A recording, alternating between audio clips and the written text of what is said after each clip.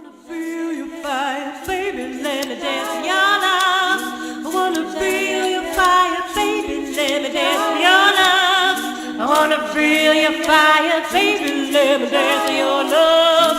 I wanna feel your fire, fire, rising from the flames. Burn eyes only to burn again. Let me dance in the rhythm of your flame. If I burn, let me die to burn again. If I burn, let me die to burn again. Oh,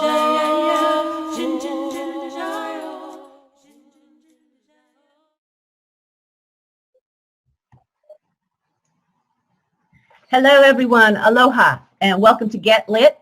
And we have a really brilliant show that we're bringing to you today on ConsciousConsumerNetwork.tv. I'm with my brilliant co-host, Rebecca Hahn, as usual. And we have a special guest. I have Heidi Astraia, who is the director of the Open Air Meditation Sanctuary in Arkansas, Eureka Springs. And we're going to have Heidi share a little bit about herself after I give you just a brief introduction of the show. And then we'll have Becca respond to that part as well. What we're going to do is, this is called PsychoEvolutionary. And we are really going to go down the rabbit hole of examining mental illness, all aspects of it, psychopathology, sociopaths, bipolar. And the way this got inspired is by conversations both with Rebecca and with Heidi. And Rebecca, last week we had gone down the rabbit hole about youth and programming and how do we as adults be models of health for them when we keep delivering them back into the program. And it opened up a lot of doors. And what, as usual, Rebecca had a week and started reflecting, and she came back with some really brilliant information and started to connect the dots and has some really pertinent information to bring to the table about bipolar and the brilliance of bipolar, but the inability of a bipolar to really function well in the society at hand. All right. So I've asked Becca if she would kind of gather up those threads from last week's show and bring that summary forward. And I think what we're going to do is, sorry, we're in a new environment and we have people coming and going. Okay, so Becca, why don't you, I know Heidi had to step out for a moment. Why don't you go ahead and offer the summary, and then we'll briefly sum it up for Heidi.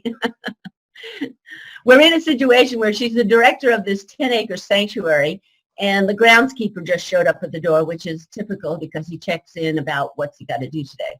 And so we haven't coordinated all of this. It was kind of 24 hours ago, we said, Heidi, will you be on the show?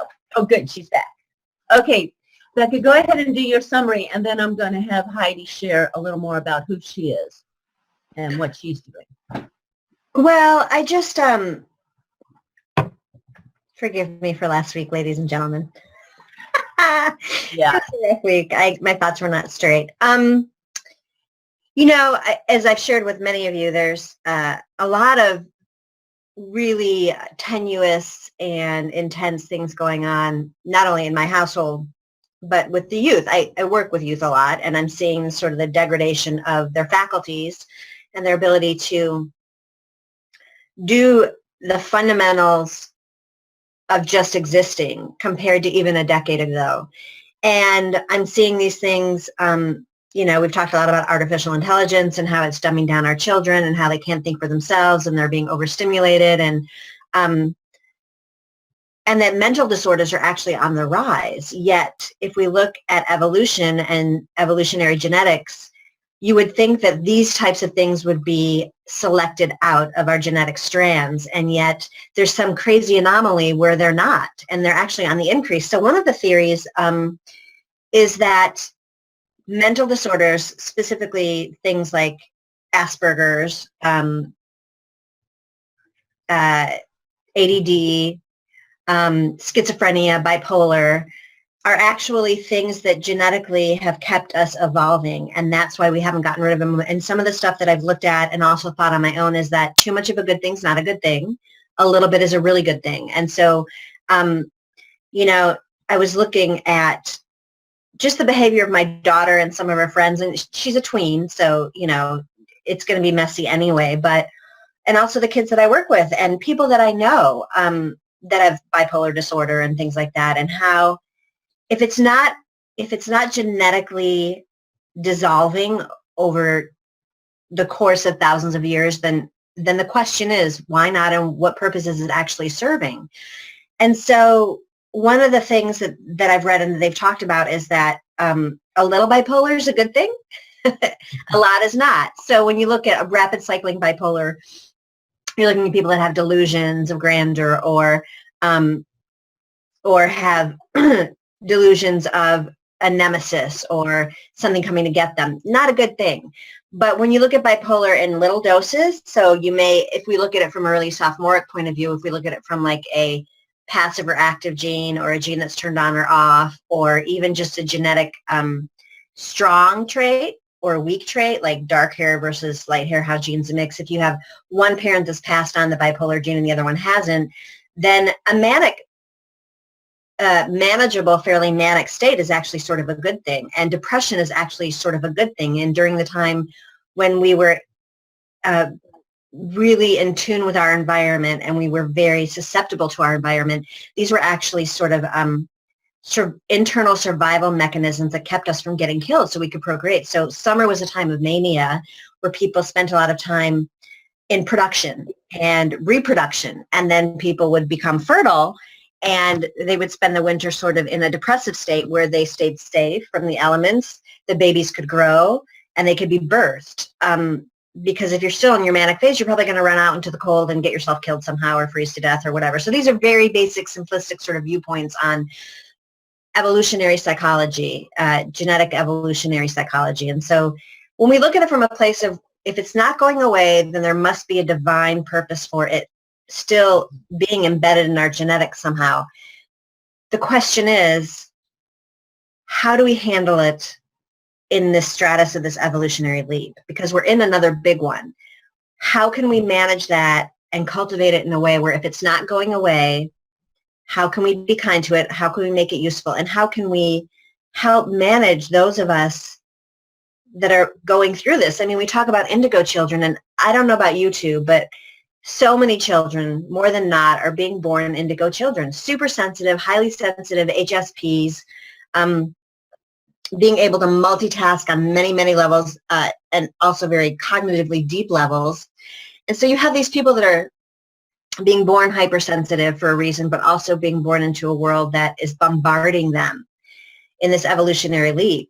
And so how do we create a platform where mental disorder is no longer a mental disorder, that mental disorder is mental order, and that we can create an environment while we're in this transitional place that this stuff serves a purpose? And so it was really fascinating to look at survival of the fittest, because they still use that term. Being fit is actually still being used as a term, survival of the fittest, but they're using it more in terms of mental disorders and how we all need a little disorder in order to stay fit and procreate and survive. And so I know that Heidi had mentioned talking about sociopathy or psychopathology in those ways of like antisocial disorder, people that were on the social disorder spectrums. And I was looking at it more in terms of bipolar, ADD, autism and Asperger's. And, you know, we could get into the whole conversation about autism and Asperger's and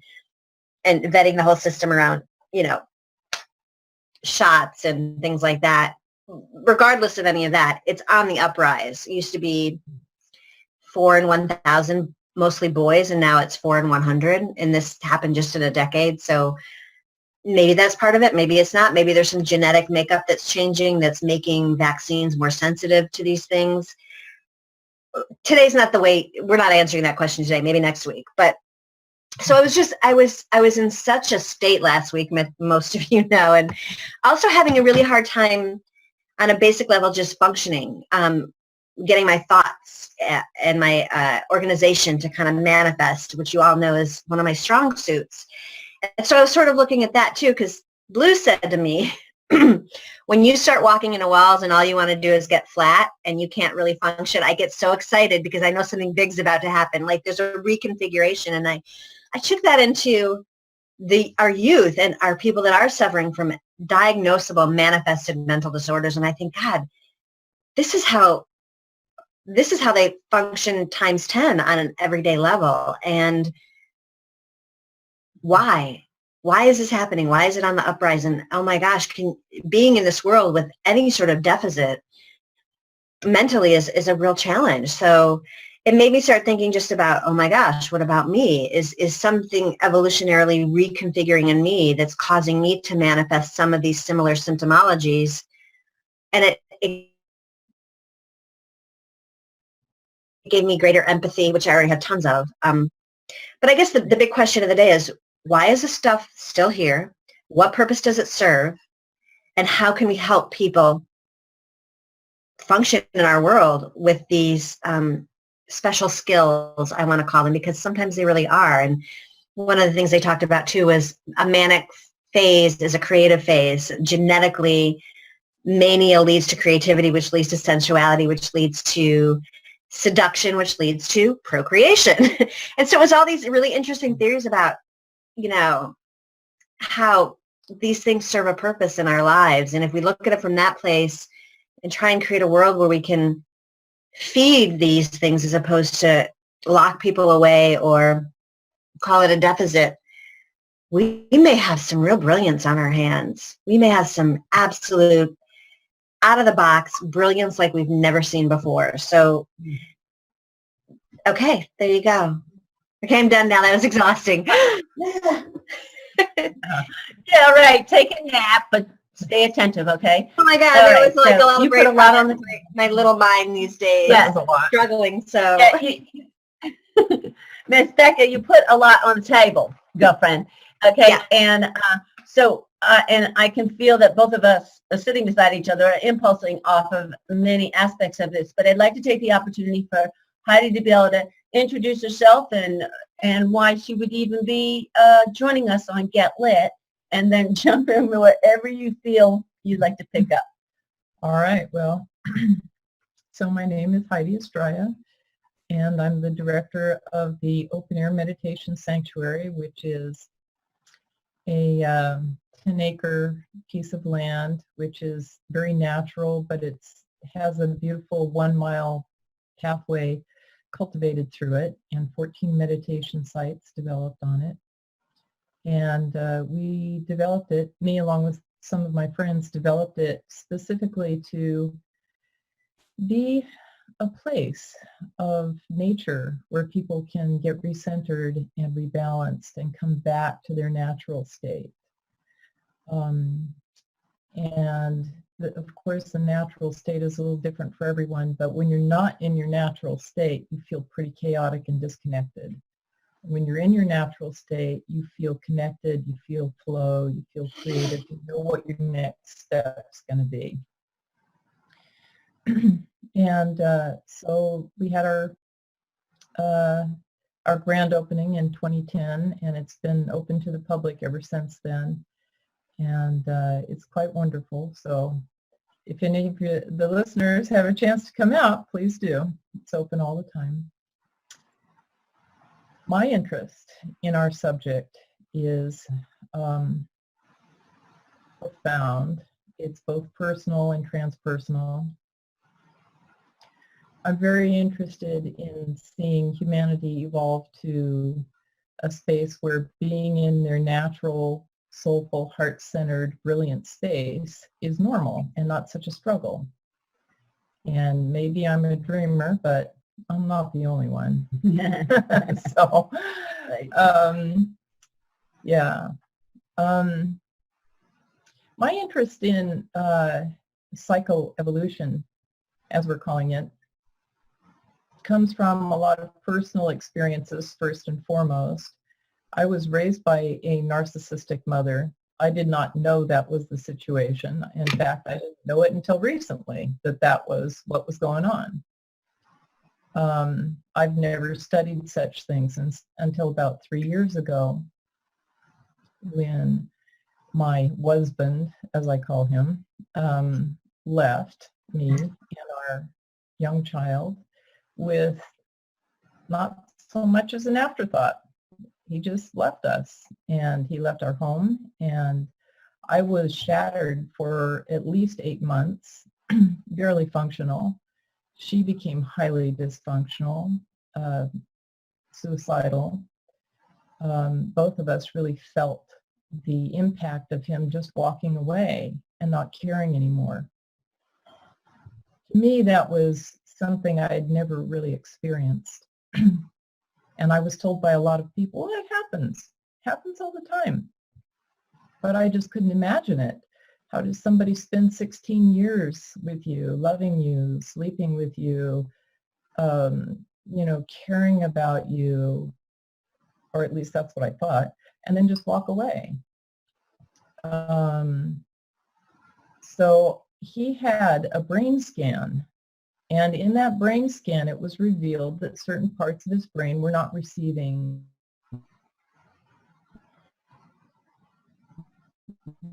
good blood flow.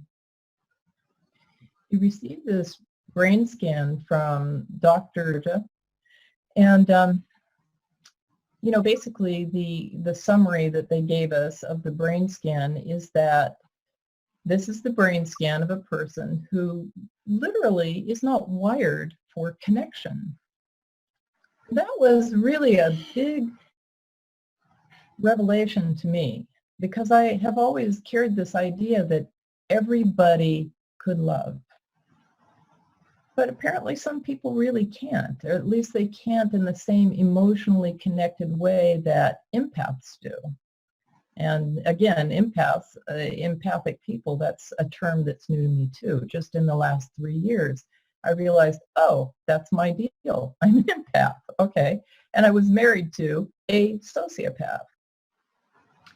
Now, I've studied a lot about sociopathy and psychopathology and also narcissism in the last 3 years. I'm not a doctor in the subject. I don't have a degree. So all I'm sharing is what I have learned and just passing it on. Sociopaths, I think, have a bad rap. I think that when you say that word, people think violent. They're not necessarily, unlike sociopaths who really kind of do want to do something weird to you. Or animals. Sociopaths don't necessarily. There's kind of a spectrum. Sociopaths, unlike psychopaths, are not charismatic. They can be, but mainly they tend to be loners. They tend to be a little more in the background, whereas a psychopath wants to lure you into their traps. So they have this very cultivated charm. But sociopath is mainly kind of a loner, and they are very good strategists and planners and builders and business people. Their values lay more along the lines of making money, acquiring power, having good connections, being able to move up the ladder of whatever their ambitions are. And then, of course, the narcissist is a different kind of person, too. They're just really interested in being in the spotlight. And when they're not, they throw a hissy fit. And they're very manipulative. But all three are manipulative. They're different, and it's important to not mix them up. Heidi, can I ask a question? I believe. Yeah. I'm wondering if you gave some thought to the difference between your description, because your description of sociopathy or sociopath, your description is similar to that of someone who's like on the Asperger spectrum. It's someone who just can't connect. So when we're profiling this person that you're talking about, what kind of gave you the defining kind of swing towards sociopathy, that someone who can't connect, versus Asperger's, someone who's wired to not connect, because, you know, autism and Asperger's, the wiring's like that too. Right. Well, as I understand it, and correct me if I'm wrong, with Asperger's, you have a person who tends to be highly focused in certain very particular areas. Is that correct? And they tend to be almost like geniuses in those areas? Not always, but yes, that can be. They hyper-focus or they under-focus. It's like this, yeah, they have very specific things that they focus on. I don't know if it necessarily leads to brilliance, but yeah. Well, I do know a few people with Asperger's, and I would say that in their area of focus, they are quite brilliant. So I guess my question was, how's that really different? Yeah. Like, well, how do you differentiate that in the brain? With the sociopath, you don't have that kind of intense one-pointed focus. I mean, they're like the average person in many respects. They do see... They just can't connect, and they don't really... Yeah, they don't connect on a heart-centered level. I will say this about the sociopath. I love that the distinction, because I wanted our viewers to know like what your thinking was on that distinction, because they are really different.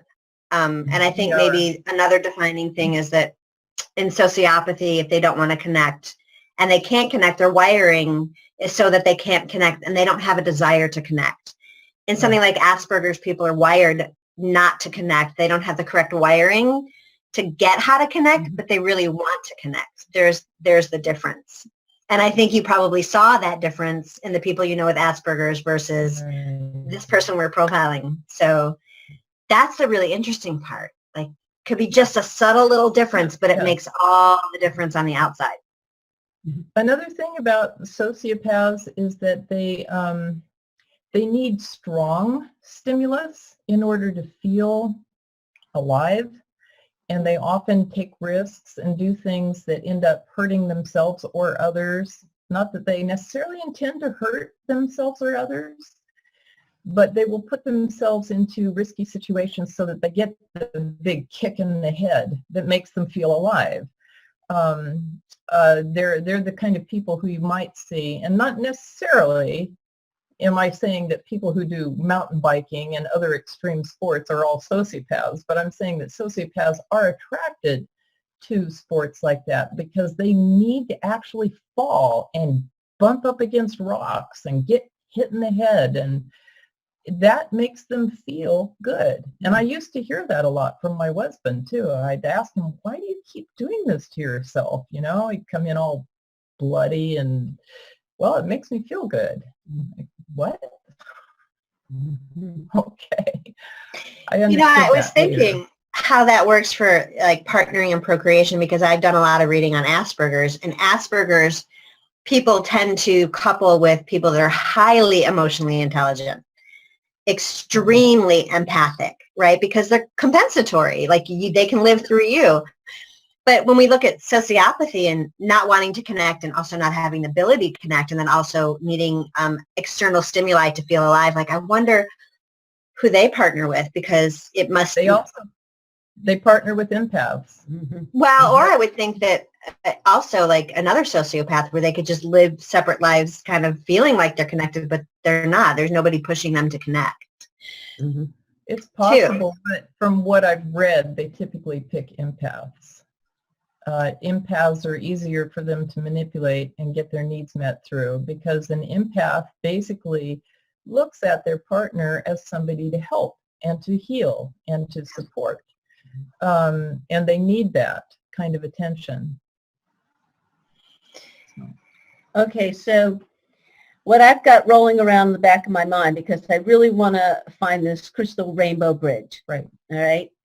There's a conversation that I had with Heidi yesterday, and I know that many of our viewers are very familiar with the Sophia creation story, okay? And Heidi made some really brilliant connections to those of us who are asking the big question, all right? We recognize we have a planet of corruption. And we've come to almost a collective agreement that it's psychopaths are potentially the ones that have filled the roles of leaders in our government, all right? And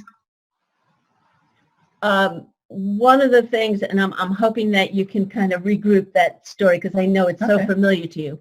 But when Heidi was going back to, and a lot of people have associated this story with John Lamlash, who Heidi has had extensive communication with and has done, I guess, collaborative research with as well. Plus, I've read his books. Okay.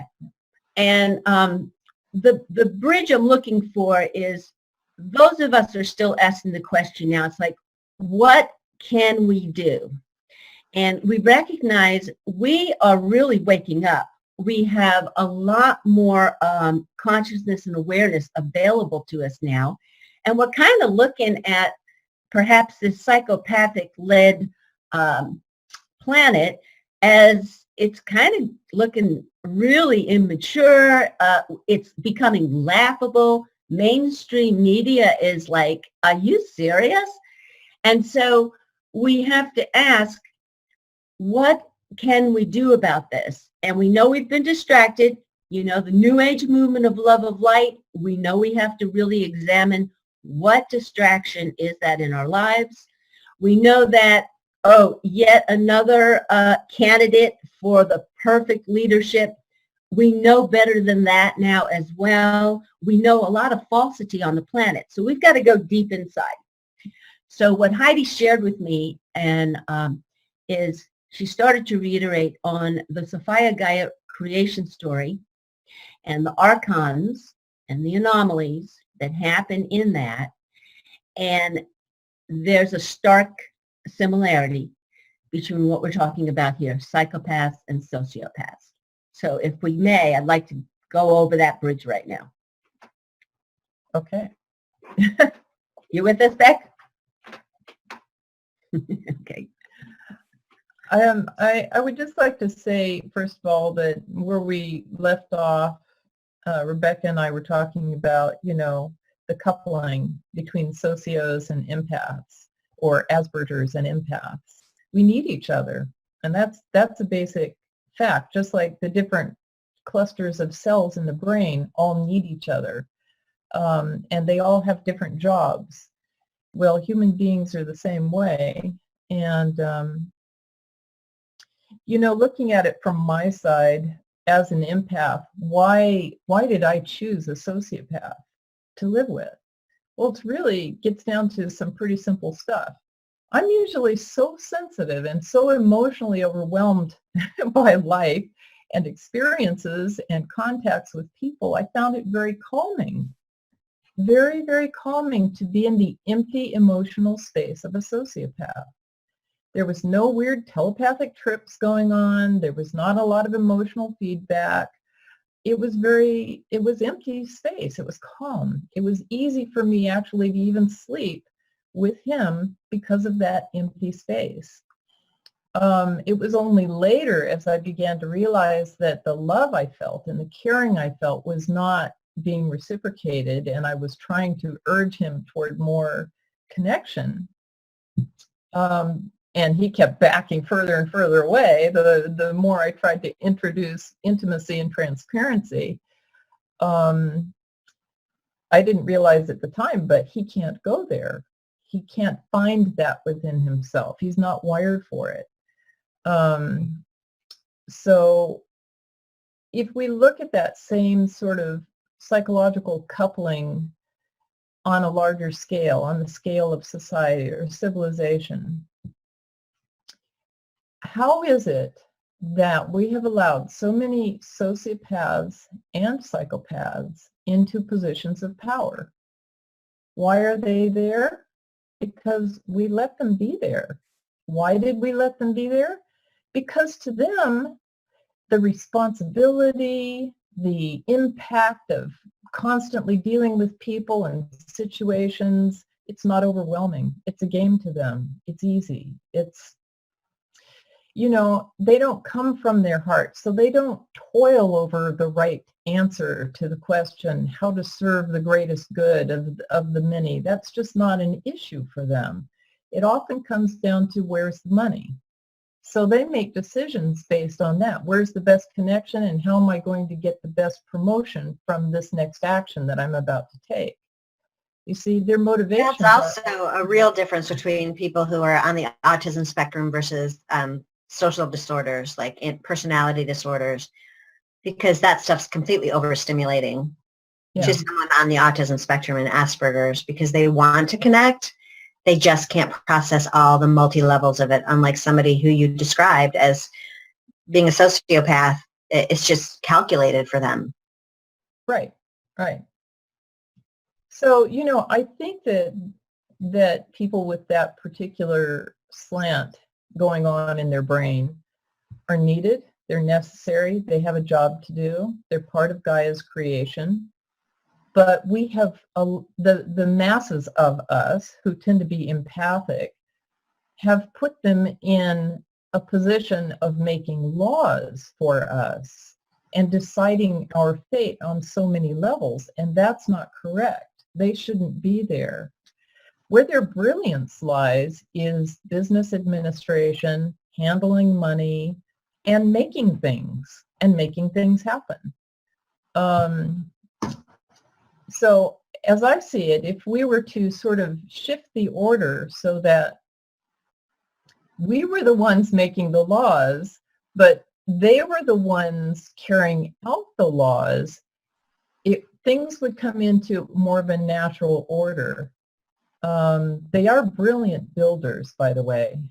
People on that spectrum, narcissism, sociopathy, and psychopathology, they're brilliant strategists, but they don't have the heart to send all that, to use all of that skill they have in a way that's good and helpful to society at large. Mm-hmm. Now, the connectedness, and I'm sure you're probably leading into this, but what you shared with me the other day that I found so fascinating is when Sophia Gaia was in her creation process, and we've heard it called anomalies, and we've heard them referred to as archons, that the attributes of those anomalies are similar to the attributes of the psychopath, but especially the part you said, they're the builders, they're the strategists, and this is how it got intertwined with our full-out humanity. Well, the way the story goes in the Not Comedy is that Gaia, Sophia at that point was her name. She wasn't Gaia until she became the Earth. But Sophia had a male aspect to herself back in the pleroma, the source of all life. And they were given the responsibility of forming the anthropos, which was an idea that had emanated from the source, also known as Bythos. And so they did. They fashioned this idea of the anthropos, and then their responsibility was to send it out into the universe as a seed, and that it would grow in the universe. But Sophia was very attached to the seed, and she wanted to go with it. And she did something that the Aeons never did, which was she left the pleroma. And that's where we get the fallen goddess scenario. But she left the pleroma with the seed, the anthropos, and she wanted to, and so she found this galaxy and this arm of this galaxy, and she tried to deposit it in what she felt was a safe place. But by then, she had become so attached to it that she literally could not let it go. She couldn't get it off of her, kind of like a clingy seed or something, you know. And what began to happen at that point was a sort of terror. she became very disturbed and terrified by the fact that, number one, she had left the pleroma. Number two, she didn't have her partner who she left in the pleroma. Number three, she could not let go of this seed. And what else was happening was she was beginning to accrete matter to herself. And that had never happened before. She didn't know what that was, and it was scary. So apparently every emotion that she had, every wave of intense frequency that she was putting out there turned into something. And the first wave of her terror turned into what is called the archons. The archons, as it turns out, were kind of a brilliant and somewhat kind of modeled on the anthropos, but not the anthropos, quite a brilliant creature, which was able to take her thoughts and give them form. And they were rapidly doing that. As soon as they were born, they began to accrete substance around her to create a planet, which would be a beautiful environment for the anthropos to grow in, because these were her motivating purposes: to grow the anthropos and to find a safe environment or create a safe environment for it to grow in. So they basically created everything that we have here on Earth. Everything that we see, including our own bodies, are created by the archons. And that's their job. They're brilliant builders. They don't have the heart and the imagination to do something new. They have to be directed by Gaia's thoughts. Well, at one point, she asked them to create a body for humanity, or what she refers to as the anthropos. And this was after the entire environment had been created, the Earth environment.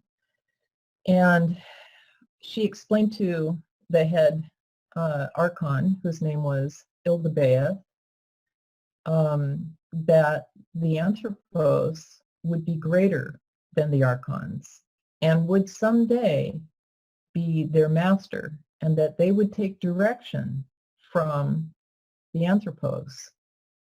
Well, Ildebaeth didn't like that. He was actually insanely jealous of the fact that there would be something greater than him.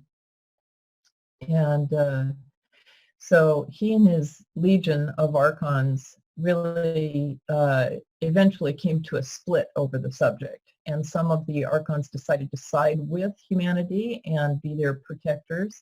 And the other archons, including Ildebaeth, decided to work against humanity and to do everything they could to deviate humanity from its divine course.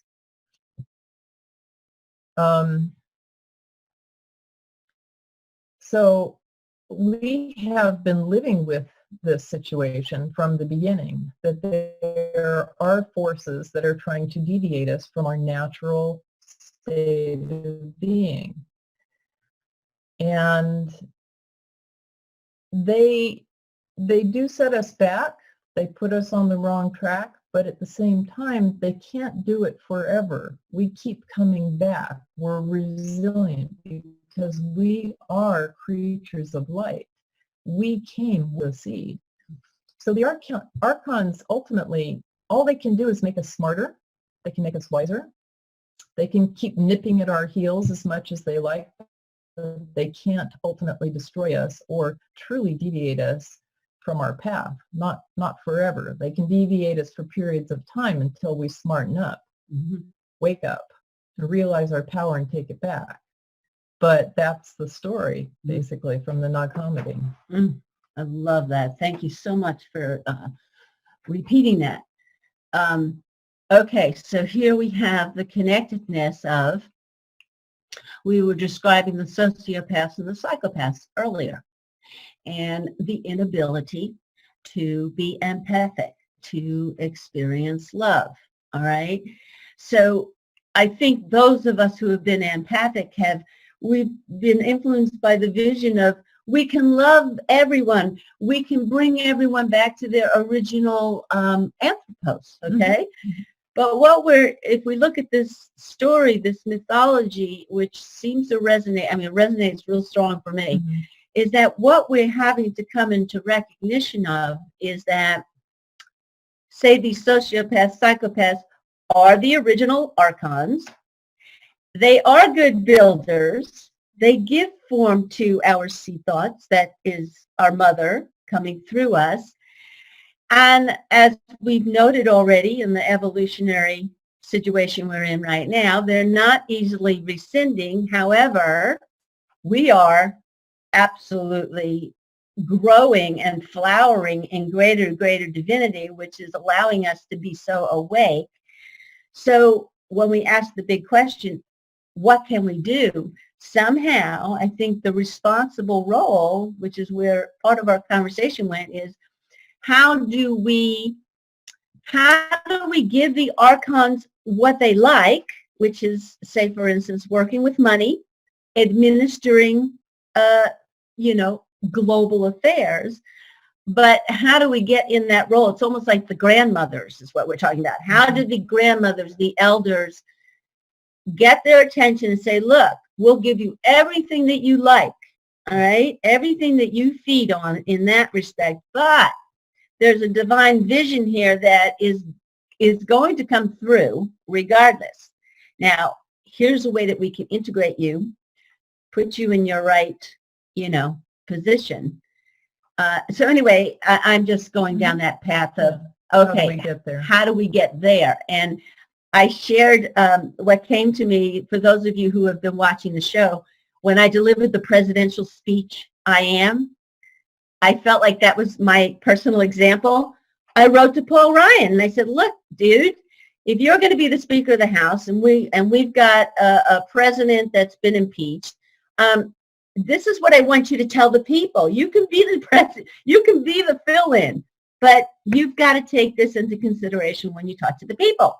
And so I had gone down that whole emotional path. It's like, you've got to tell them this is going on. This is a disclosure, da-da-da-da-da, and so forth and so on.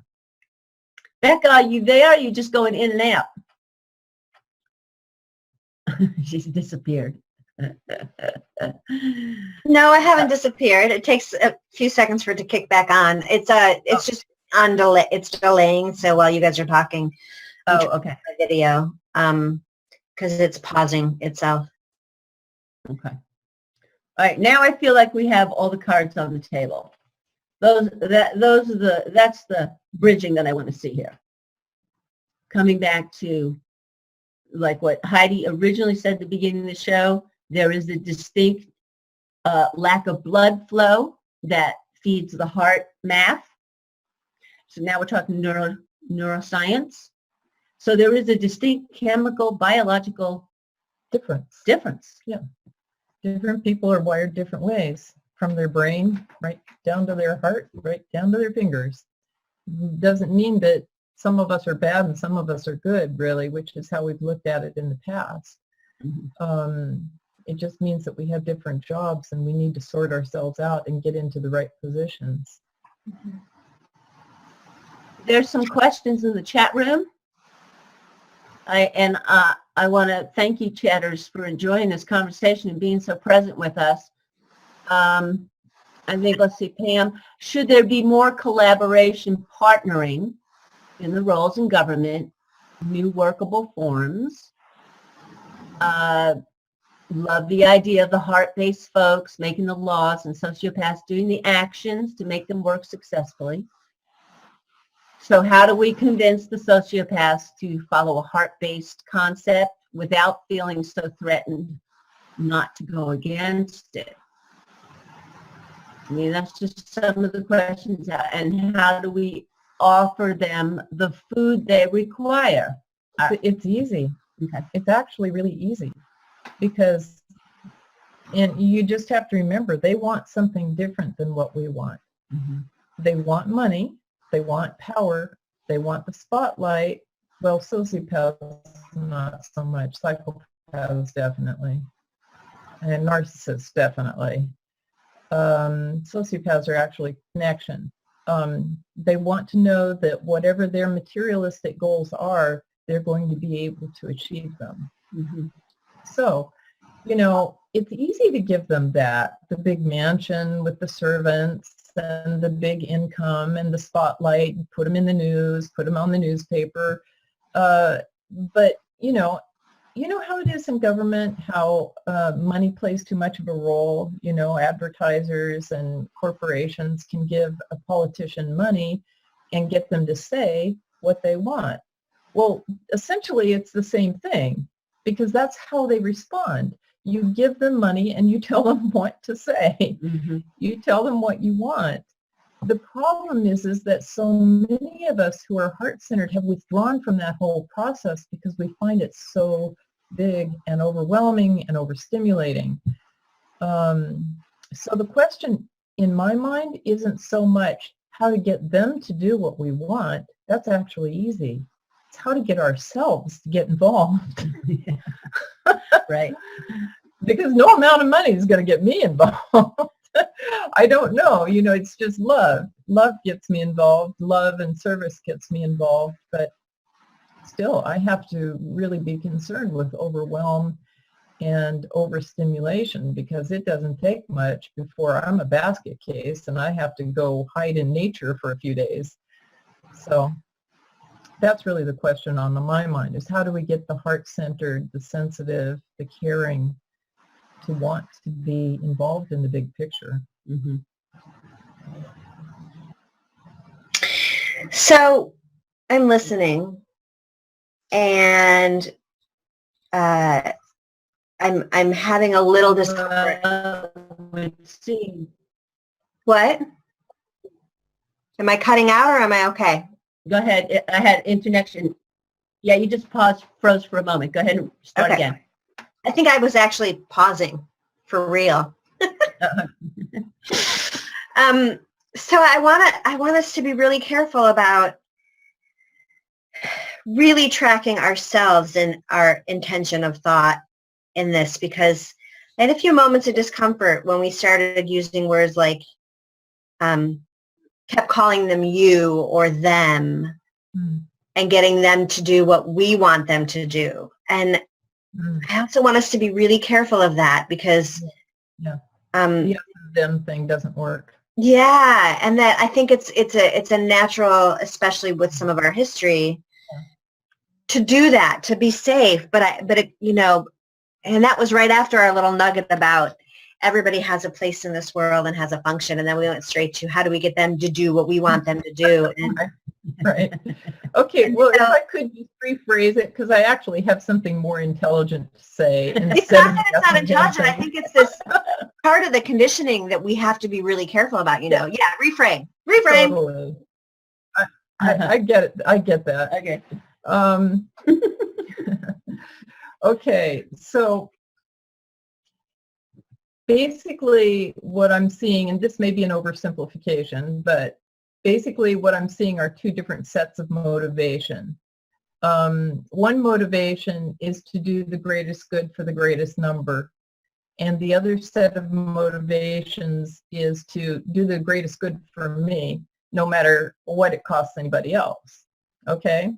So the sociopathic type of personality who tends to think more in that way is really good at administering and building and taking orders, taking direction, because they actually lack the imagination to create their own track. Or the moral compass to actually do the right thing. So they need someone to track them. Exactly. So people who do have that motivation to do the greatest good for the greatest number, to take care of the family, need to be in the position of creating the laws and giving the direction and having the vision and delivering that vision to those who are really good at giving it form and administrating it. So if I can speak, it's not really an us and them sort of thing in my mind. It's more like that. Right. That's why I was like, worlds, the words we use create a reality. So I wanted us to make sure we clean that up before we got all of us were doing it. I just noted it while we were kind of like getting lazy about our intent around it. But Yeah. I love that distinction about, because we started this conversation with the essential question was, how do we create a platform so that everybody can function, as Heidi said, within their essence, their core, whether it's heart-centered or mind-centered. And I think it's really fascinating because I think that there was a time in evolution where functionality was what we needed. We needed to build things. We needed to get off the ground. And as we've seen with evolution recently, is everything's coming into a more heart-centered place. Even businesses are having sort of a platform of doing good, and disclosure around big companies and all their distortions, and it's coming forward. So evolution is forcing us into a place where heart-centeredness and the heart-mind connection is going to be at the forefront, that empaths are the ones going to be leading. So I think there was a place for the framework of having things built and manipulated into a strong foundation. It got out of hand because there was an imbalance. And I think part of that imbalance shows up in the you-them. A sociopath is a bad person. And I think what we're doing is reframing that, like, we just gave them, people who are more, I guess we could call it mind-centered and like to manipulate the outcome and very good at engineering. Yes. They just had too much on their plate. And so everybody gets overwhelmed differently. And so their overwhelm led them to take quick action in ways that's going to get quick results. And so then we bred a whole society, a whole world of people that were engineering quick results without a moral compass. And now evolution is in a place where we are now in a platform of the heart-mind connection and heart-centered empaths. And I think, yes, those kind of people definitely have to intuit what needs to happen and then have a conversation on even playing field with I want us by the end of this conversation to say the word sociopath without any negative connotation. Like, that's the goal of how I want people to see it. And I'm not saying partner with one if you're an empath. That's not, God, no, I wouldn't do that to, you're both going to drive. But I'm just in terms of running our world and really assisting in this evolutionary leap that we're in, energetically, to clean it up, and to just say that an empath and a sociopath, I would love those two terms to actually neither one be loaded. Right. Just have them be an A and a B, and then how do you work together? And yes. I think it's fascinating how we're coming into that place of and when we talk about Sophia Gaia and how the original intent behind creating, parceling out the function of her emotions and the function of what she wanted to create was kind of Yeah, brilliant. And then everybody in their function. And so how Becky, cutting out? You're cutting in and out. That last 30 seconds, you're cutting in and out. Think you let me know when I'm cutting in and out. Let me turn off my video and just talk. Okay. That better? Yeah, go ahead and talk. I don't know what I was saying. Something about creating an even playing field and a mutual respect for empaths and sociopaths, where we honor each other's function and work together. And, in some ways, too, as we speak about this, I think it creates a lot of peace, at least for me personally, maybe other people around, like, just cutting some slack to other people, even your partners, just going, okay, so this is just your function. It's not personal. Do I want to choose to stay with that or not? Exactly. Nope. We may have lost you, Beck. No, you didn't lose me. I'm good. There you are. Okay. So I guess I'm looking at it from lots of different angles. And again, I think it brings it back to the empath. Is the one that has to create this new paradigm. Yes, exactly. Exactly, because we're the ones who can sense the vision and who care. we care Yeah. about everyone doing well. Mhm.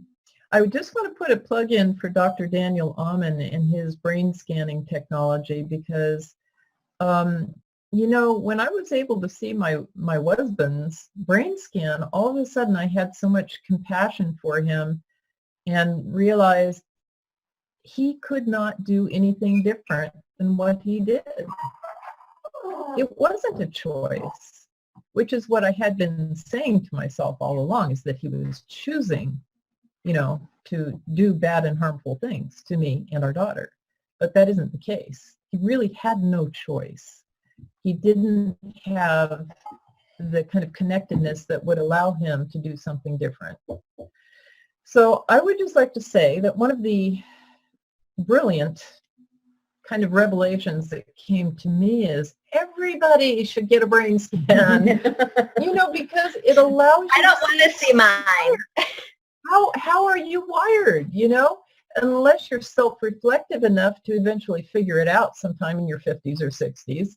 You know, we could all know sooner just by getting our brain scanned. It shows you exactly how your brain is wired. Mm. Now, Dr.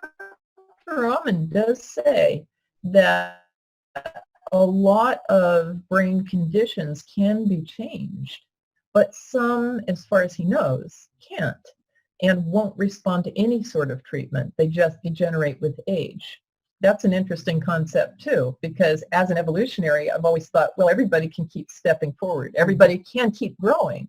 But he said definitively, no, that's not actually the case. And I had to kind of reframe my sense of evolution at that point, that maybe evolution for some people means degenerating for a period in this lifetime. And then maybe they, you know, we could all know at an earlier age just by getting one of these really wonderful revelatory brain scans.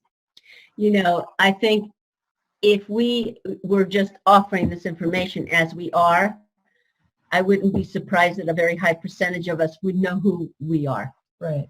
And if we made it a safe enough space, it would be all right to say, okay, I'm not an empath, but you're telling me it's safe for me to be here and we're in this together. Yes. So I think everyone probably knows and is probably struggling off the wall to figure out, why don't I feel? Why don't I feel? Exactly. When we can go, we love you so much. You just, this is what you do and you do it well. Don't worry about this. That's our part. Yeah, so based on that, there was a comment in the chat room. From our hearts, we empaths and Sophia are willing to offer socio-archons, I love that, as an opportunity, but can they make complete turnaround? So I'm going to challenge that by saying I don't think that's the point. I think based on what Blue just said and what we were saying earlier is that we don't want anybody to change or turn around. We want to be able to create a platform where their talents are able to live in this world so that they don't feel diminished or lost or overwhelmed. So therefore they, symptomology-wise, go after the hit, quick, you know, results-oriented thing that fixes them. And then we don't retreat into these places in caves where we aren't part of the big picture. So my perception is that we don't want to change, give a chance for anybody to change. We want to create an opportunity for everybody to live their authentic self and not judge that, because there's a point to all of it. And, you know, if some people can change it based on what we were saying a moment ago, that we can actually change our wiring. Absolutely.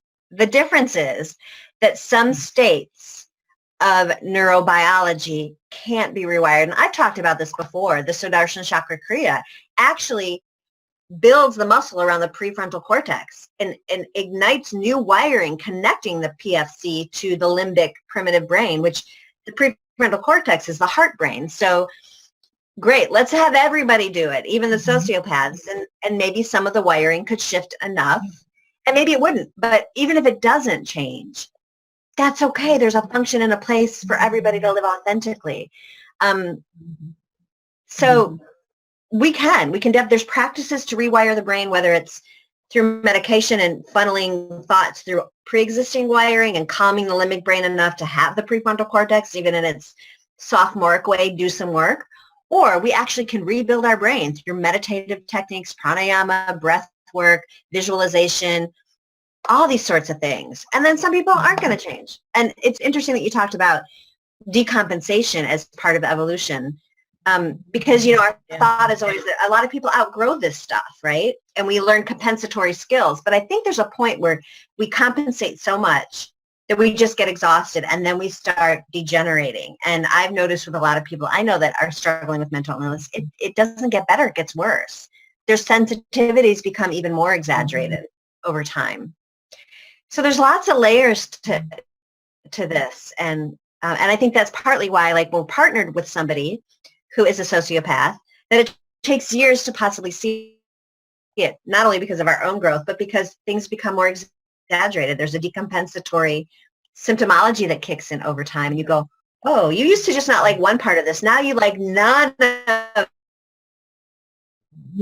stuff. Where are we connecting? We're connecting on nothing. Nothing. Well, you know what's probably happening is I'm good. I'm just turning off my camera. Okay, but what's probably happening is in the relationship, the sociopath is actually feeling more and more secure, and so more and more of themselves comes out, only we've been perceiving them as getting worse rather than, you know, they are fulfilling the couple agreement to be all of who you are. And we're devastated when the partner just gets so, to us, to the empath, it's like, oh my gosh, they're turning into a monster. This is what I'm supporting. But we're not recognizing they are so comforted. They are becoming more of who they are, which is the sociopath. But the empath is like, I don't know where you fit in. I don't know how to be beside you. You know, and this is spiraling me back to the original thought we had about mental illness, and is that the symptoms that we're defining as mental illness are actually, like, our youth are coming in. There's no space for them to be who they are.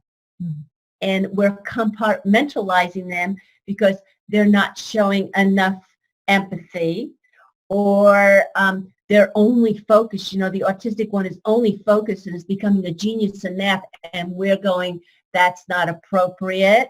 So our indigos may very well be a whole slew of new sociopaths because we need builders, and we're missing the point. Well, now, isn't part of the definition of an indigo that they are empathic and highly sensitive? Yeah, what I'm thinking is that we're just getting a new level of functioning both with socio and empathic people, that we're seeing their brilliance in such a way. Like, I don't know if necessarily, now that we're thinking about it, that sociopaths are necessarily not hypersensitive. I think they're just hypersensitive to certain things that an empath isn't. So if we want to even shift the paradigm about what an indigo child is, maybe it's anybody that's being born into this world that's has a functioning capacity like we haven't seen before, whatever that is, you know. I don't know. But yes, the traditional definition as we've seen it thus far has been someone who is, an indigo is someone who's highly emotionally intelligent, sensitive, but also brilliant in ways that we've not seen brilliance coupled before. So I don't know. I mean, I'm kind of just looking at all angles of it and going, I wonder what the place is for everybody. This conversation is giving us a new perspective. So those indigos, why wouldn't they be coming through as the willing archons, that they are the builders, they are the administrators, they are the leaders, only they know that they're coming in as part of the whole. They're not coming in divided.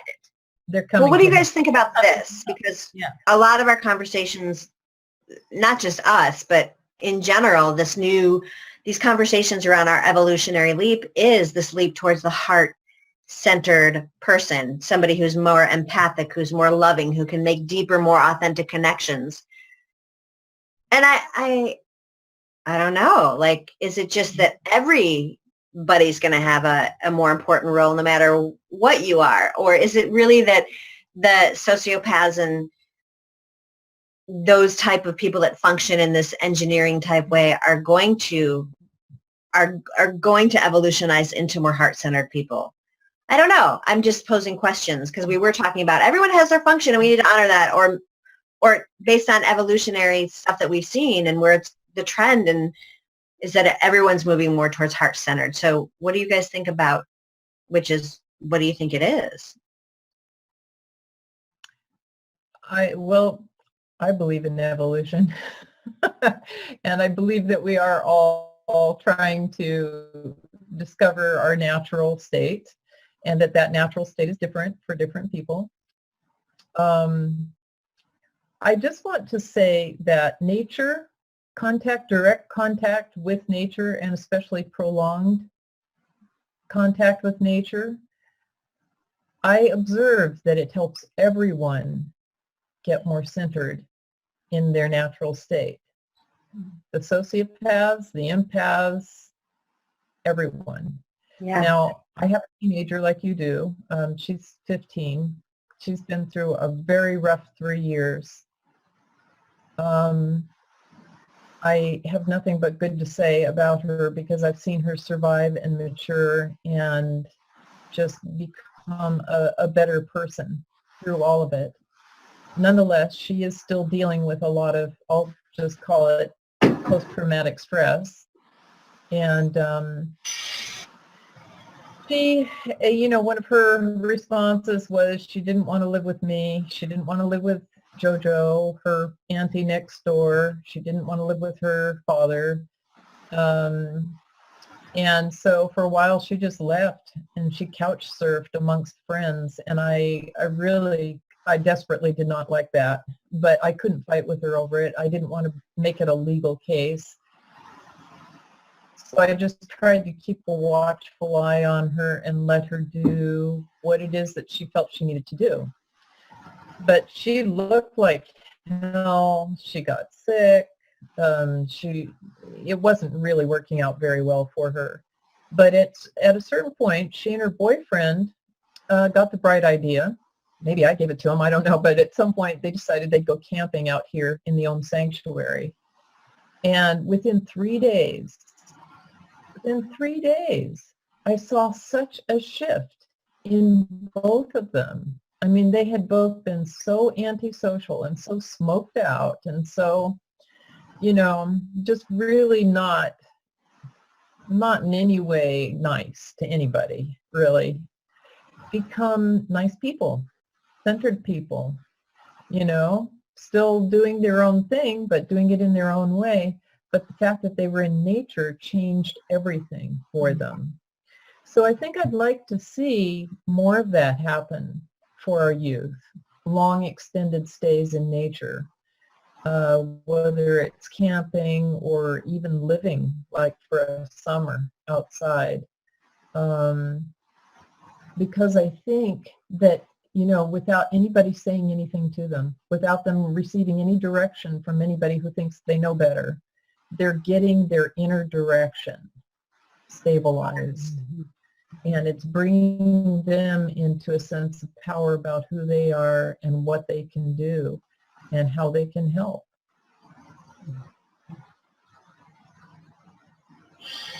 Yeah, there's definitely, well, I'd like to say I agree with you on all points, but I think we need to add a little addendum there that says, be in nature, not at a rave or a festival where you're drinking and smoking and things like that. Like, really be in nature. And, if you're going to be with people, make it small groups, be intentional, let the earth calm you. And I agree, it doesn't matter who you are, getting in nature is grounding for everybody. I know that when we're at my cottage for the summer, my daughter's like a different person.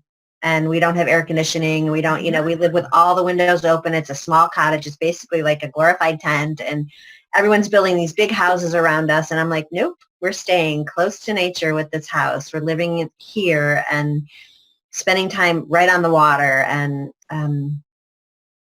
something about that country air, you know, as my grandmother used to say, the babies sleep better in the country air, but I think everybody does. And we're so far away from that. We're so far away from that.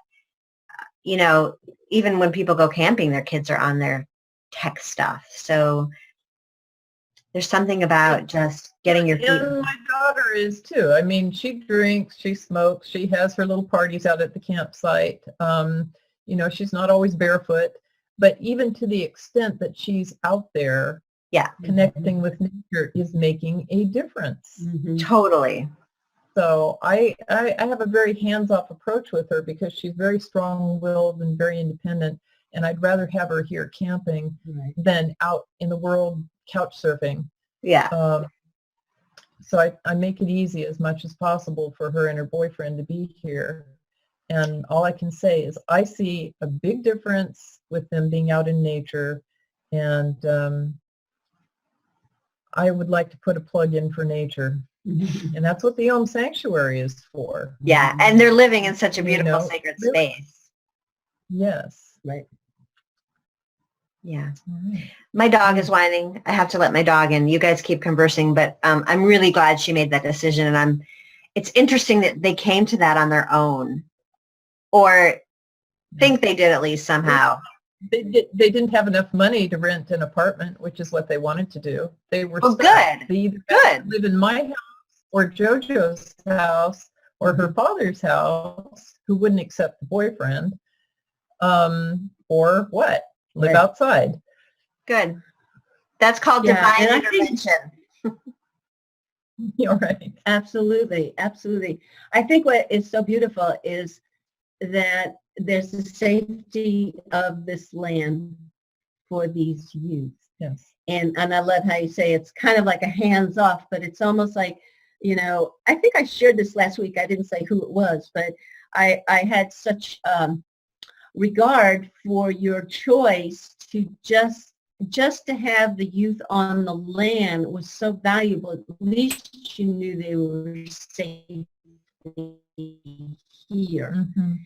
And I know that not everyone can offer that to youth that are struggling or out there couch surfing, but it's like if the youth always demonstrate, as we did, we're trying to figure out who we are, and then you have we've had this whole program out here telling you who you're supposed to be, and our youth are doing the same thing. They're asking themselves, who are they? And when you give them just this organic environment, and like you said, they're surrounded by nature, Yeah. they have a good chance at finding out who they are. It's the power of Gaia. Mm-hmm. I mean, you're basically putting them in her cradle. Mm-hmm. It's her influence now that's seeping into them through the trees and the grass and the air and the water and the rain and everything else, bringing out the anthropos, the Mhm. seed that is planted in each of us, Mhm.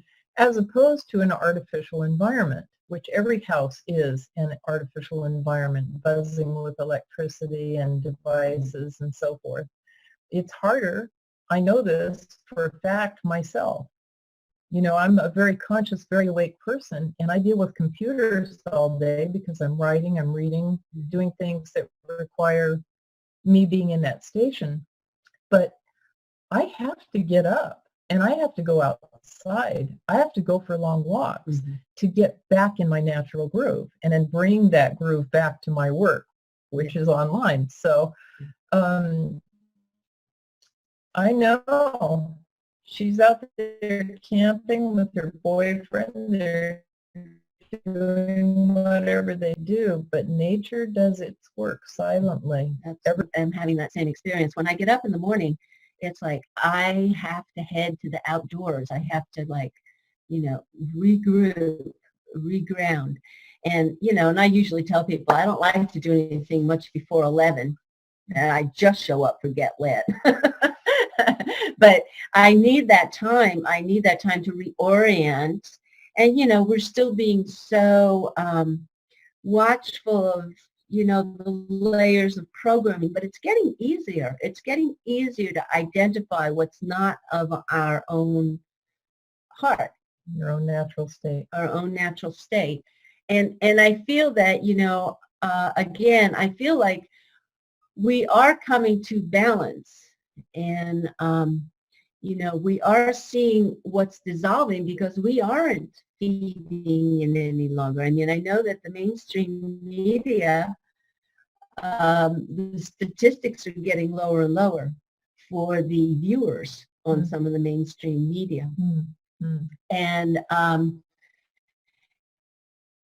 I think that many of us are starting to recognize the falsity is because, and you hear it and you immediately know, that, you know, that's a crock, and we're walking away from it. And this ties back into, you know, how do we begin to assert our leadership or our influence, our guidance, all right? And I think as we're coming into our power, I mean, look at the conversation we're having here right now. I mean, we are all world leaders. We have the potential of world leaders in our elder selves and our empathic selves to really guide what's happening here. And so while we're coming into our strength, more and more of the world that does not support a collaboration, we're turning our attention away from.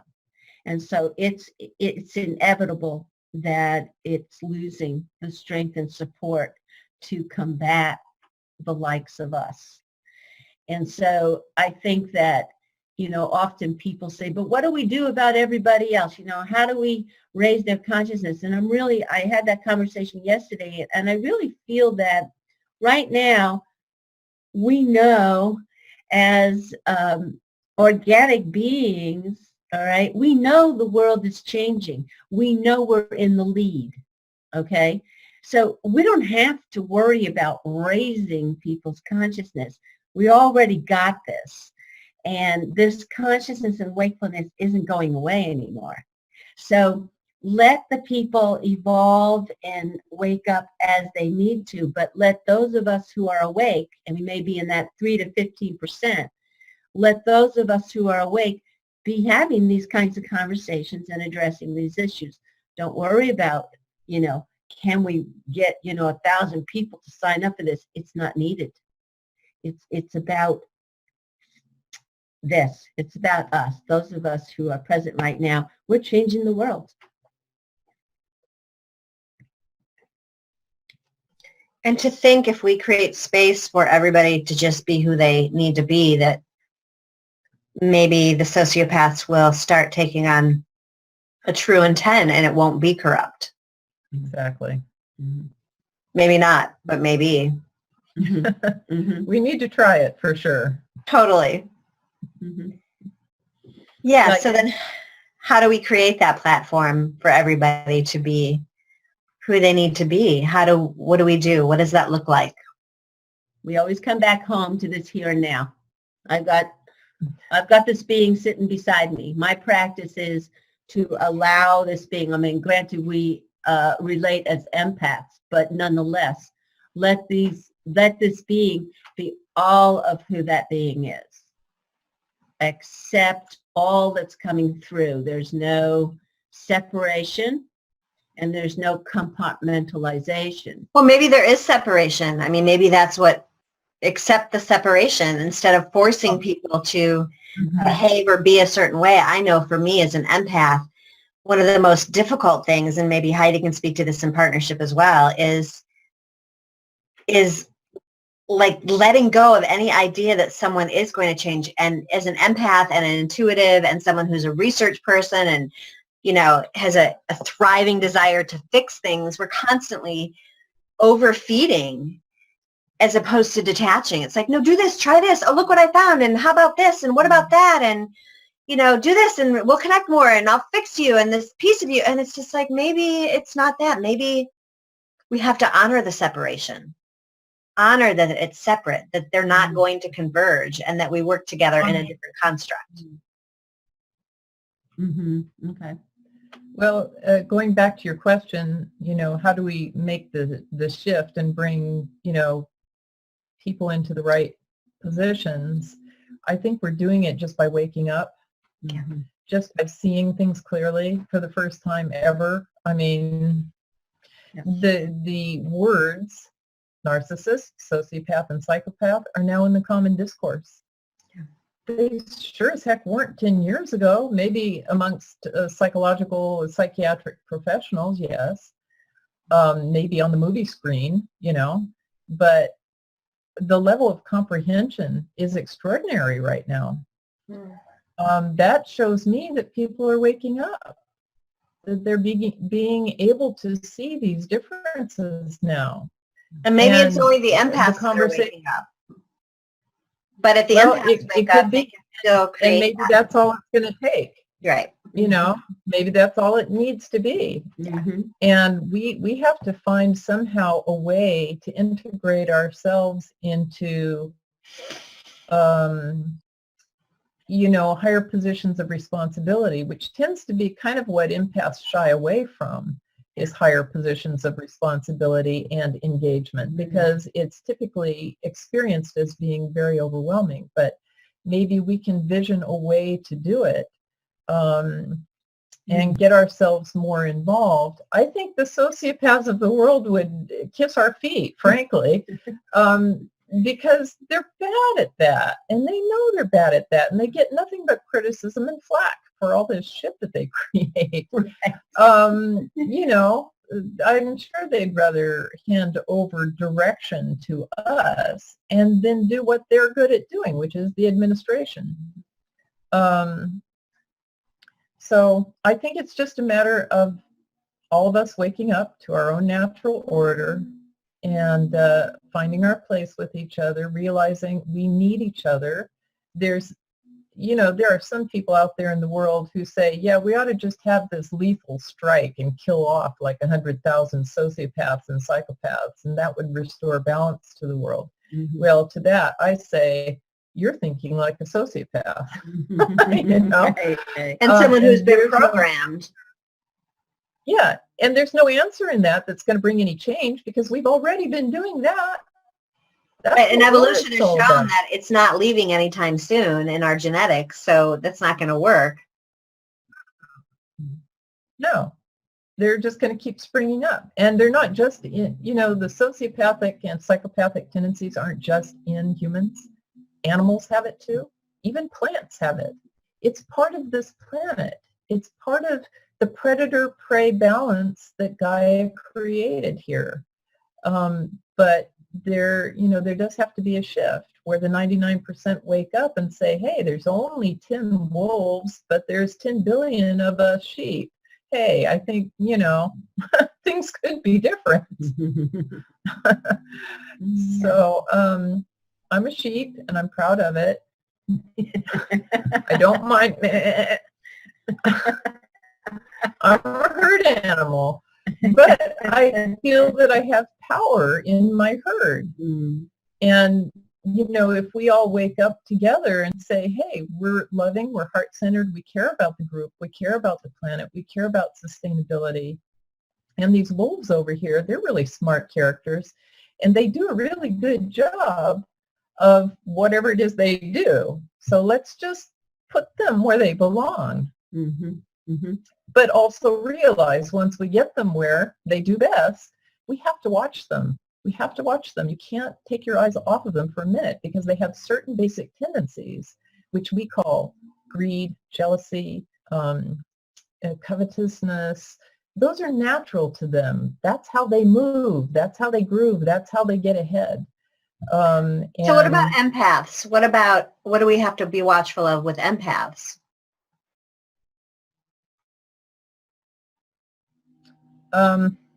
Not asserting our power. Yeah, like we get too content. Yeah. We're content to just munch and graze and bask in the sun and have happy times. And what is the word for that? It's like a sort of indolence and self-indulgence, I guess. Well, which what we were created for was to enjoy and thrive and be in blissful states. Exactly. But we're having to be awake and be mindful and keep our eyes on what's going on. Right. And we have to grow up. I think we've been children at play upon Sophia Gaia. I think we need to reach an adult, mature state. It's a great point. where we really do, or elder selves. We overlook, we watch and see that everyone's growing in a healthy, cooperative way. I think we have responsibility like that. Yeah, we can sit around for hours and have deep conversation over a glass of wine, but it's time to shut up and step up. It's like, after you have the bottle of wine, now what action are we going to take? Yeah. Eureka, a town of empaths.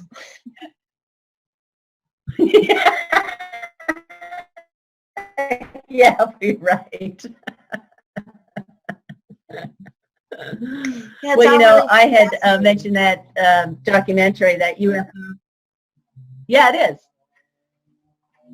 But I had mentioned that last week, and the UFO, the negative aliens, we had talked about it on the last show. And one of the things that came out of that is that when they observed the planet as being a prison planet, that they dumped all the, not only the sociopaths and psychopaths here, they dumped all the musicians and the artists and those of us that were too awake to be programmed. So we were put in this whole potpourri here to work it out. It's like and if you look at the land of what? Which is why I think we're having so many issues coming together, is because all the extremes, whether it was sociopathic, empathic, creative, got dumped here. Right, like somehow we're all these rejects or something.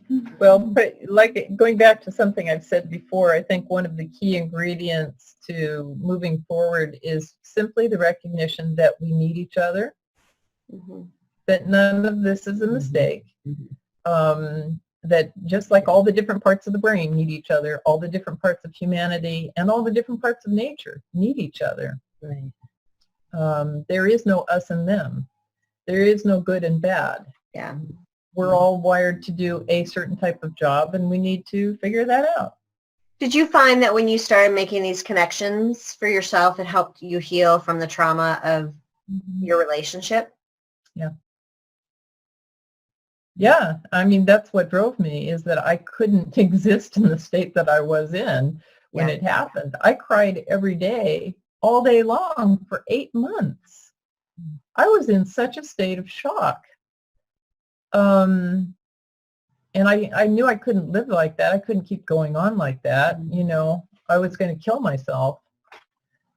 So for the sake of my own survival, I had to come to terms with what it was all about, really all about, and arrive at a heart-centered and compassionate view that I could live with and that resonated with truth.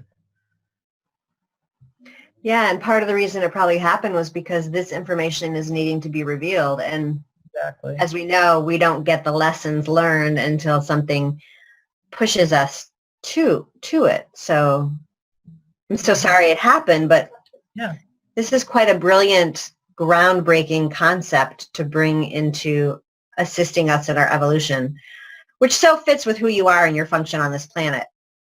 Yeah. So I'm sorry it had to happen that way, but that's how it happens for all of us. And it's happening to a lot of people. Yeah. Yeah. The public discourse about socios. Yeah. I mean, there are, you go on Facebook, you will find groups dedicated to survival of empaths who have lived with or been married to or been in business with psychopaths, sociopaths, and narcissists. It is worldwide. Are they finding a way to shift that like we did in our conversation? Are they coming to that shift, or are they still you and theming? There are stages of healing. I think at first you're just numb.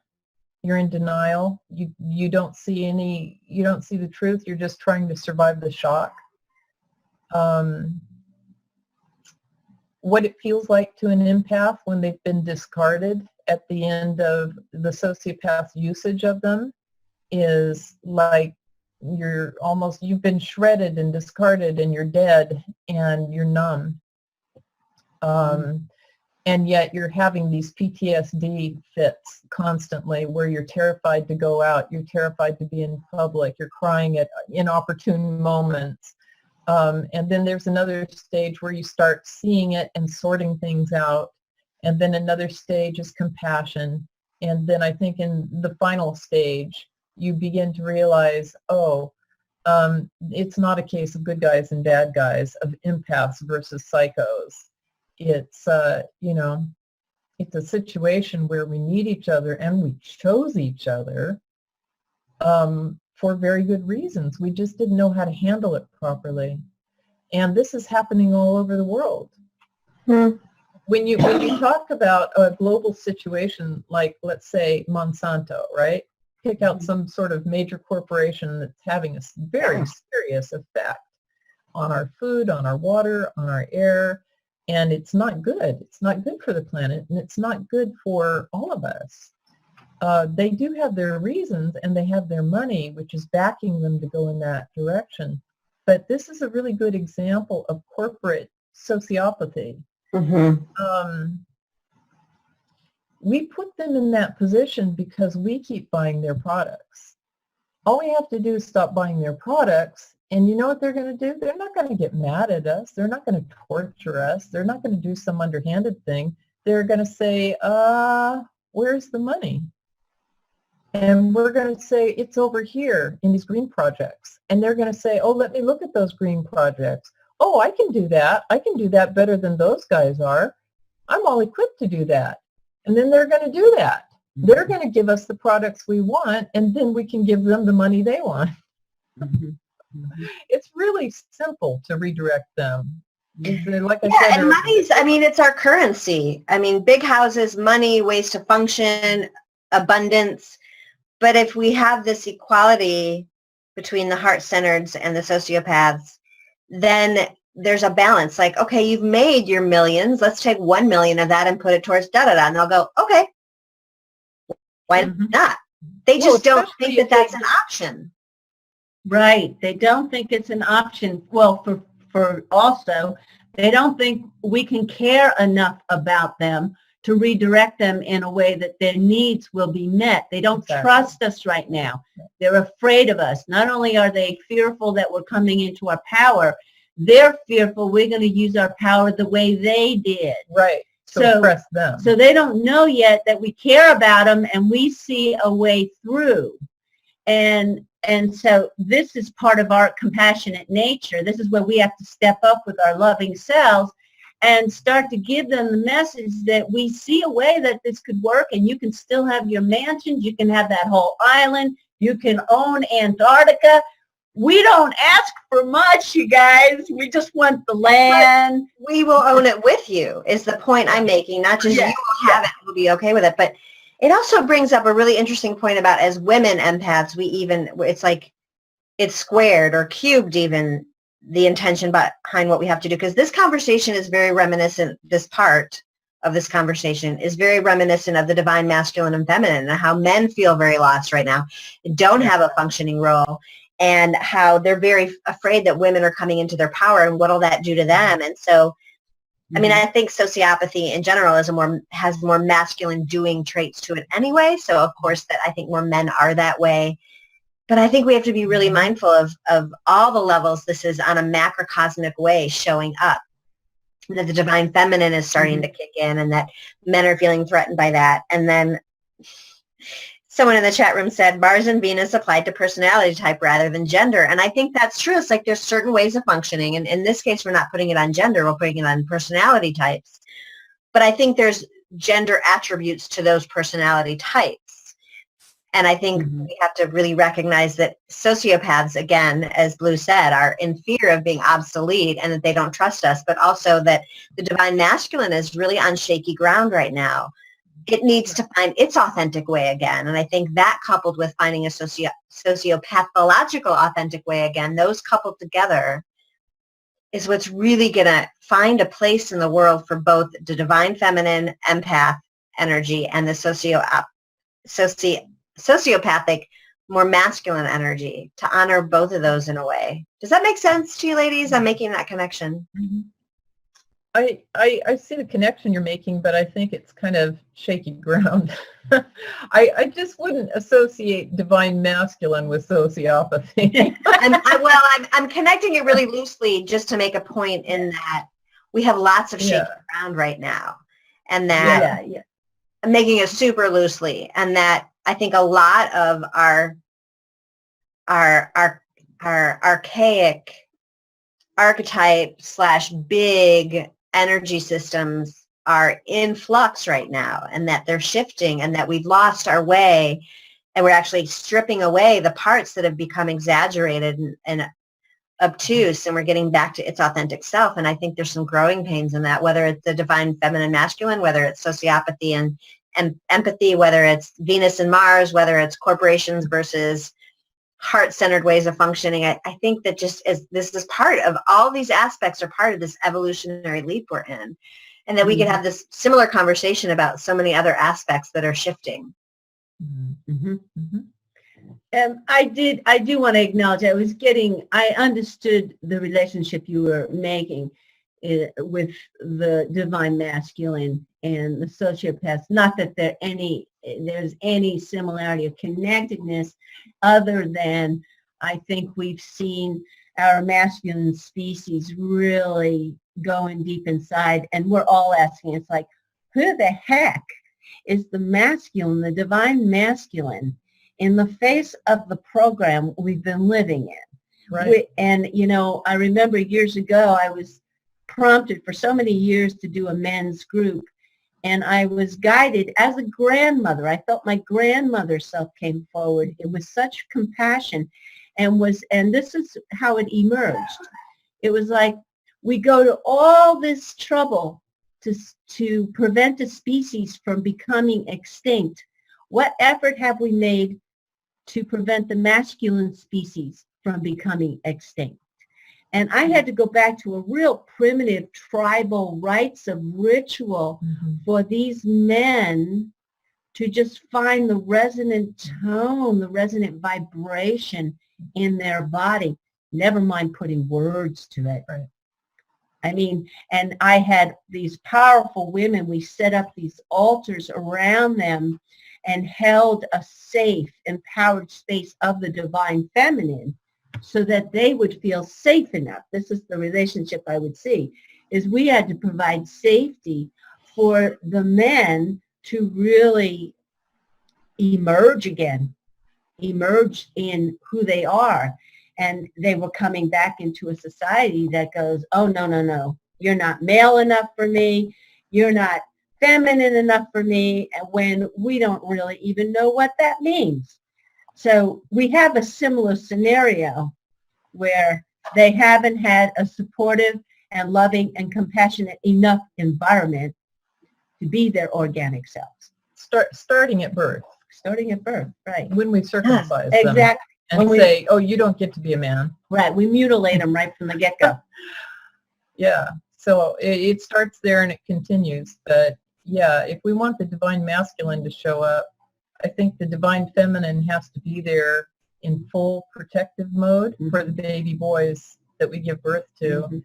And we have, as much as possible, to try and couple with men who can really be stand-up fathers. So yeah, we have so much. We get so much to do. Yeah, I mean, that's a whole different topic that we could just, insert word choice here in today's session, Right. Call it it's the same process.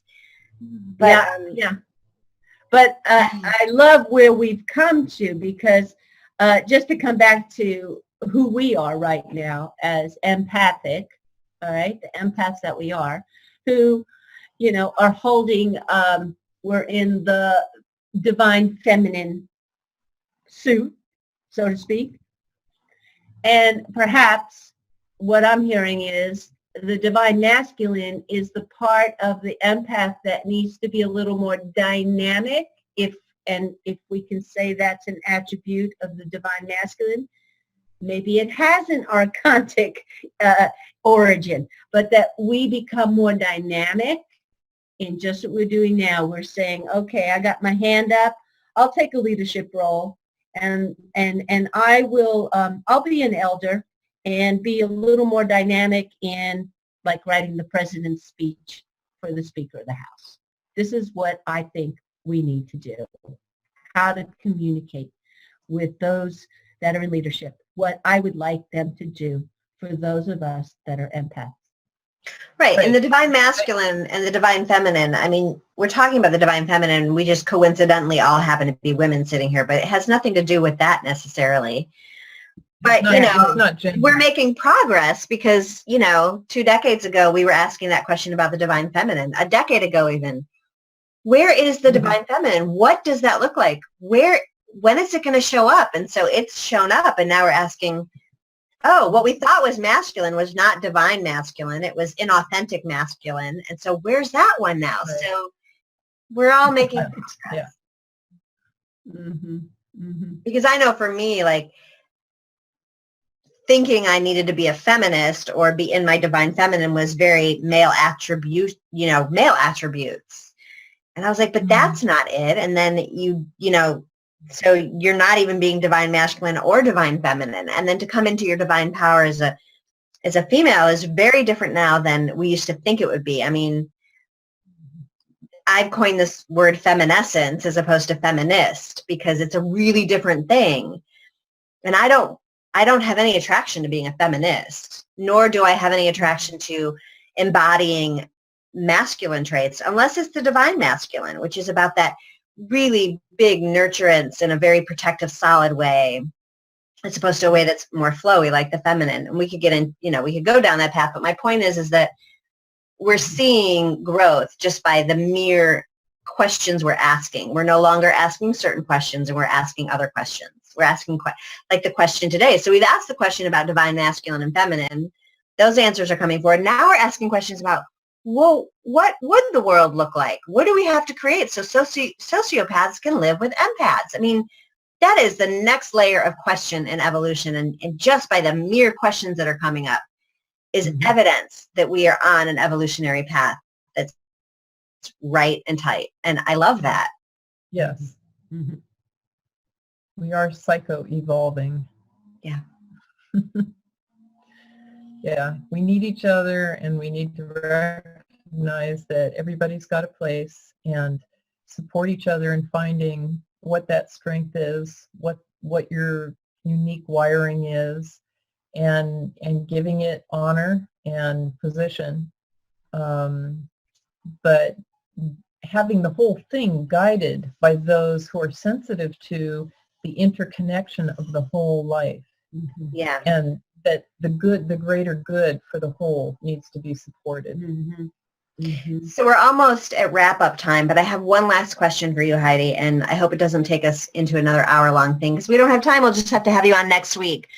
But now that you've learned all of this, I'm curious if you can share with us and our viewers how it has shifted your view of partnership, or what you're going to seek out for yourself when you're ready. Because it's really, you know, do you feel like with this new information you can actually partner with a sociopath, or it's not about partnering, that we still need to partner with another empath? What does that do to your sort of meter on what you look for in partnership? What qualities? It certainly has made me cautious, because I think due to the way I was raised, this is my cat who's jumped up on my lap here, Mr. Tux.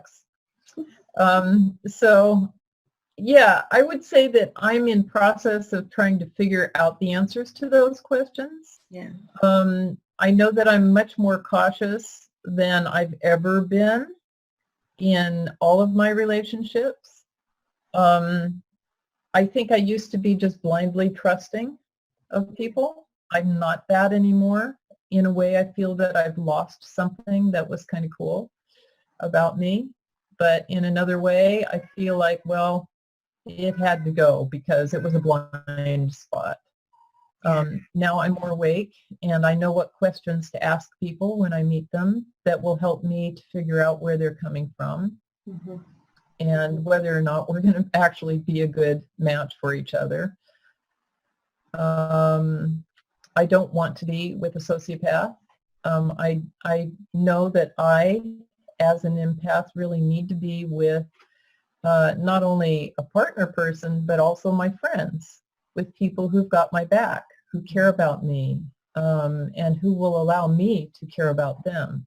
I need transparency, honesty. I need genuine intimacy, where we can keep going deeper and deeper. If I can't find that in the person I'm with, then I don't really need to be with them in that capacity. I need to find out what's the other capacity that we can be together in, because we do all need each other, and we do have ways of being with each other, but it doesn't necessarily mean that everyone you're with is your lover or your best friend, right? Yeah. Some people are just business associates. So I'm trying at this point to make those distinctions, and it's not easy, because I'm coming from a whole lifetime of basically knowing how to live with and survive narcissism and sociopathy. I have really a long history of it, and starting with my birth mother. So I'm trying to unlearn. When I'm back in Eureka, we'll sit down and we'll have a tea and we'll talk in the sanctuary. Okay. Right, Good. we can walk it off. Walk it off. Walk it off. Walk it off. Heidi, thank you so much for joining us today. It's such a treat. I love seeing your face. I haven't seen or talked to you in ages, and I'm so glad. I know you went through a really hard time, and I'm glad to see you coming out the other end of it with so much grace and so much wisdom. And as always, that wisdom is meant to be put out in the world, because you're so brilliant. And when I'm home, it would be lovely to sit down and do a much deeper dive where we can actually use personal pronouns and get nitty gritty with it. So I really appreciate you being here. It's such a treat for me to share some time with you. Yeah, thank you too. I appreciate your show and all the effort you guys are putting into this. Thank you. And a reminder to our viewers, I'm sure it's going across the screen. I'm not seeing that, but 28rights.com is the website of the Open Air Meditation Sanctuary, and there's a great deal of information. Heidi has a wealth of shared education that's posted there, and so I encourage you to explore. And there's also a Facebook page, Open Air Meditation Sanctuary. So, and on our CCN webpage for this show, episode 59, there's some links to those sites and an email for Heidi if you'd like to explore or learn more about the sanctuary and the teachings that she has to share. So I want to thank everybody in our chat room for being with us. Really great comments, very powerful, thought-provoking content they're saying. And AG, you know who you are. Yes, I'm here today. I know you were concerned about me not being here. You got all confused. So I'm here with you. Yeah, I really feel like part of the reason we go so deep is because of the support we get in our chat room, that we know we can bring anything to the table, and they will help support us in going into the unknown and wrestling this stuff. So our love to all of you, and Biggie and Mel and CCN. We wouldn't be here without you. So I'm not giving an Oscar speech, although I just totally had a flash of doing something like that. But donate, right? Oscar speeches don't include donating to the cause, because without our donations and the continual pledge drive that we have in place, we would no longer be here with you. And then you would all be so lost and forlorn without us. AG and all of you. So our love to all of you. Heidi, thank you for being with us. Blue, I love you. Any last words? Anybody? I love you too, Becca. And I so appreciate being able to do this. And Heidi, it was really an honor to have you here. This is awesome. We'll have Heidi back on, and I'm sure. I know. So yeah, this is my new residence. I'm living here at the Open Air Meditation Sanctuary, and my dear friends Tomas and Malia join as well. Right. And so we have a whole beautiful opening. Yeah. So go visit the sanctuary. Thank you. Thank you, everyone. And we will see you all next week. Have a wonderful week, everybody. Blessings to all. Bye-bye. Thank you for tuning into CCN. This unique network is dedicated to free and independent media. CCN was created with the belief that information is the common heritage of all beings, which is why our live stream high-definition broadcast is easily accessible and free to view. If we want to change the world, we must first change the media. Having produced over 1,000 shows in 2015, which are all archived on YouTube, we look forward to bringing you more groundbreaking, cutting-edge information in 2016. For more information on what is on, please check out our broadcast guide for weekly updates. CCN broadcasts in multiple languages and features some key voices of our challenging times who are all in pursuit of a free, fair, just, sustainable world. CCN belongs to you, the people, and it is up to you all to keep this network on the air. Please contribute to the Network Support Fund or visit the CCN shop. We thank you all for supporting free and independent media.